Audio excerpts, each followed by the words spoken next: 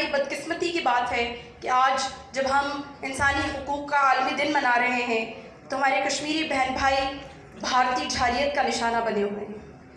بھارتی حکومت کئی دہائیوں سے مقبوضہ علاقے میں ہر قسم کے اختلاف رائے کو کچلنے کے لیے طاقت کا وحشیانہ استعمال کر رہی ہے جو قابل مذمت ہے۔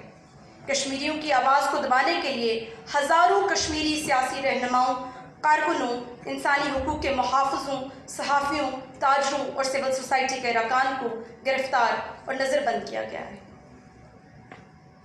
آج ہماری گفتگو کشمیر کی موجودہ صورتحال، کچھ تاریخی پہلوؤں اور مقبوضہ کشمیر کی آئندہ آنے والے مستقبل کے ساتھ ساتھ اقوام متحدہ اور عالمی برادری کے کردار پر ہوگی۔ ایک زمانے میں ایک شخص ہوا کرتا تھا جس کا نام تھا ہٹلر، اور اس کی جو فورن پالیسی تھی وہ فوکس تھی ایک پوائنٹ کے اوپر کہ ہم جو لوگ ہیں جرمنی کے وہ سپریم لوگ ہیں، اور اس سپریم فیچر کی وجہ سے ہمیں زیادہ ریسورسز چاہیے، ہمیں زیادہ ڈیموگرافی چاہیے، اور ہمیں جو سہولت چاہیے اس سے کسی اور کو کتنا بھی نقصان ہو بے شک ہو لیکن وہ ہم اچیو کریں گے۔ ہمارے پڑوس میں ایک چھوٹا سا ہٹلر پایا جاتا ہے جس کا نام مودی ہے، جو بی جے پی کی پارٹی کو لیڈ کر رہا ہے ہندوتوا کے کنسیپٹ کے ساتھ، جو انڈیا کسی زمانے میں سیکولر کہلائی جاتی تھی، آج وہی ہندوتوا کا کنسیپٹ انڈیا کے اندر اتنا انسٹیٹیوشنلائزڈ ہوا ہے کہ وہ ان کے پارلیمنٹ میں چلا گیا ہے۔ وہ لوگ جو ٹیررزم اور بم بلاسٹ میں انوالو تھے ان کو بی جے پی کی طرف سے الیکشن کے ٹکٹ ملنے کے بعد وہ پارلیمنٹ کے ممبر بنے، اور اقوام متحدہ اور عالمی برادری اس پہ خاموش ہے، آنکھیں بند کر کے بیٹھے ہوئے ہیں۔ کشمیر کے اندر جو ظلم و بربریت 900,000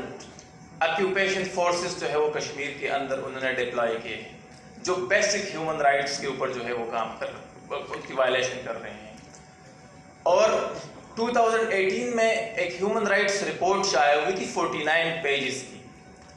جس کے بعد میڈم بیٹی ہے گورنمنٹ کی طرف سے، آئی ڈونٹ نو کہ گورنمنٹ کی غلطی تھی یا اسٹیک ہولڈرز کی غلطی تھی، ہماری سول سوسائٹی کی غلطی تھی، اس رپورٹ کو ڈسکس ہی نہیں کیا گیا پاکستان کے اندر، جس میں کشمیر کو کس طرح سے جو ہے اس کے اندر جو ظلم و بربریت انڈین گورنمنٹ کر رہی ہے اس کے اوپر جو بات ہوئی تھی۔ وہ رپورٹ بہت ہی زیادہ امپورٹنٹ تھا۔ ہمارے حریت کے کچھ لیڈرز کی کچھ photos U N human right council I think Geneva کے اندر ان کے کچھ ریپرزنٹیٹیو کے ساتھ آئی تھی، جس پہ انڈیا نے بڑا واویلا کیا تھا، لیکن بعد میں ہم نے اس چیز کو اس طرح سے ہائی لائٹ اور ڈسکس نہیں کیا۔ تو یہ کافی چیزیں ہیں جس کے اوپر جو ہے وہ کام کرنا چاہیے، چونکہ یہاں پہ یوتھ بیٹی ہے، یوتھ کی انوالومنٹ زیادہ ہے، 64% پاپولیشن یوتھ پاکستان کے اندر ایگزسٹ کرتی ہے، اور ہم کشمیر کاسٹ کے لیے پاکستانی گورنمنٹ، سول سوسائٹی جو کام ابھی تک کرتے آئے ہیں، ابھی تھوڑا سا اس کو انہینس کرنا ہے۔